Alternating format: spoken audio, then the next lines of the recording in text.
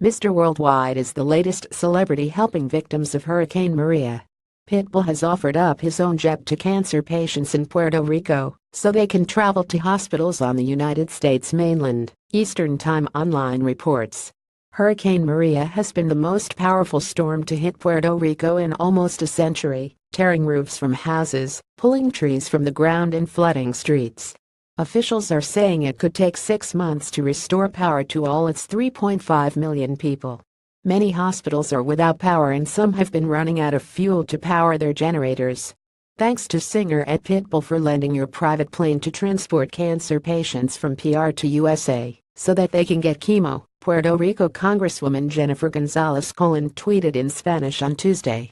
The I Know You Want Me artist told E! News, "Thank God we're blessed to help. Just doing my part."